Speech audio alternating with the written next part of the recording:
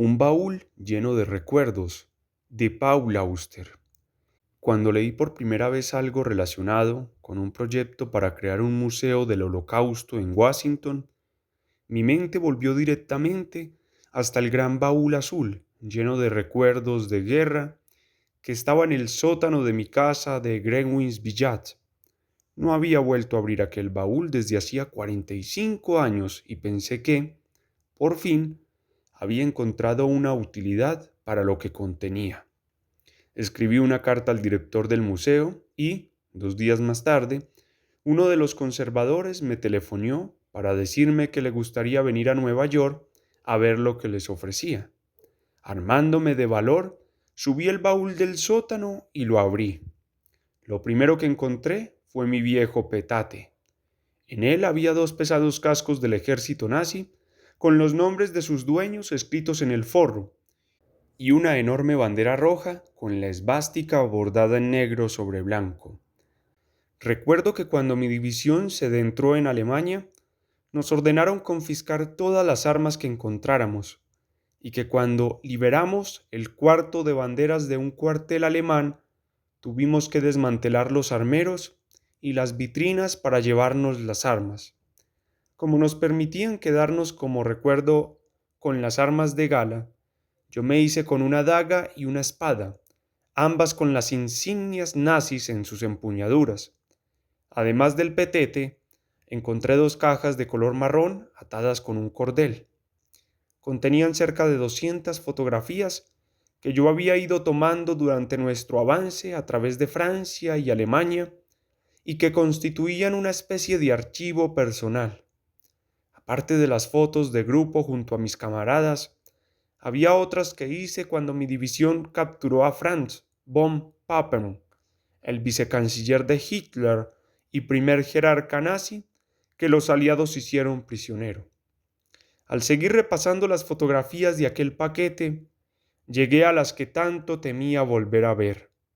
Poco antes de finalizar la guerra, en algún lugar del Ruhr, en una ciudad llamada Warstein, llegamos a un campo rodeado por alambre de espino. Era uno de los campos de concentración menos conocidos, pero igualmente terrible.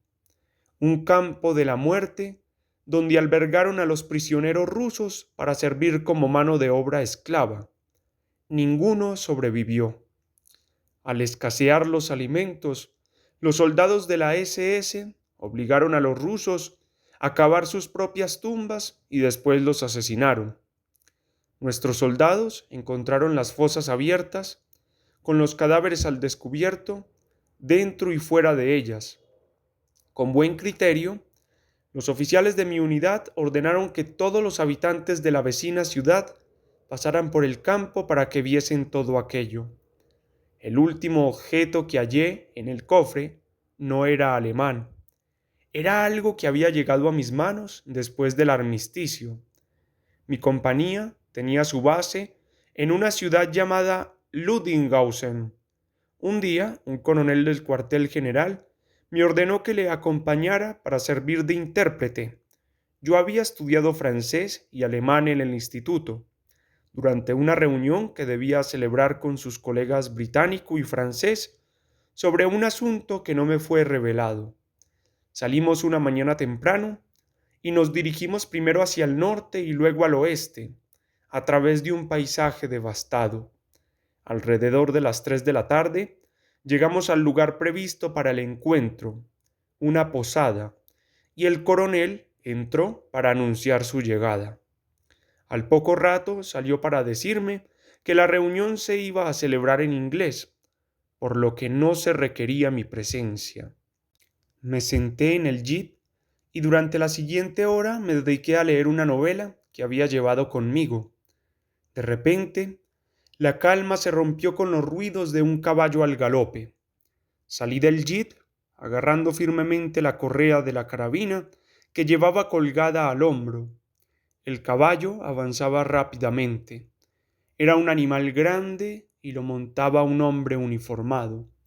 Me puse en guardia y quité el seguro de mi carabina. Cuando el jinete me vio, paró su caballo. Ambos eran enormes. Parecían formar un monumento ecuestre recortado contra el atardecer. Me quedé allí, sosteniendo mi arma, mientras el jinete desmontaba. En ese momento me di cuenta de que no llevaba uniforme alemán. Vestía un uniforme caqui, calzaba botas altas de cuero y llevaba insignias rojas en la gorra y en el cuello de su casaca. ¿De dónde será?, me pregunté. Era mucho más alto que yo, más grande y más fornido, pero no hizo ningún gesto amenazador, y mientras se dirigía hacia mí, me sonrió de oreja a oreja, mostrando una boca llena de dientes de oro. Me dijo algo que parecía una pregunta. ¿Francés? ¿Inglés? Contesté con una sola palabra. Americano. ¿Americano? No podía creérselo. Americano, americano, repitió y, señalándose a sí mismo, dijo Ruski o algo parecido. Yo sabía que no tenía sentido intentar averiguar qué andaba haciendo un solitario jinete ruso por aquella carretera.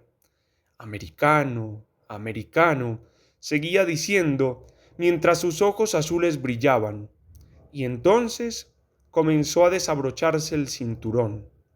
Unos segundos más tarde, descolgó del cinturón un sable enorme, lo cogió con las dos manos y me lo ofreció ceremoniosamente.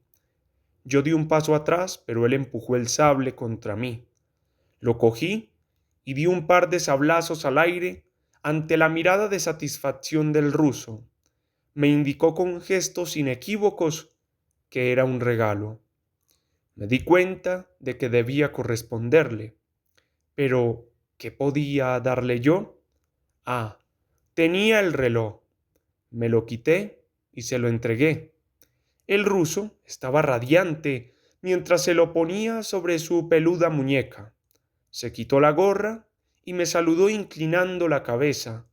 Montó en su caballo y, tras hacer de nuevo un saludo con la mano, se alejó por la carretera al galope.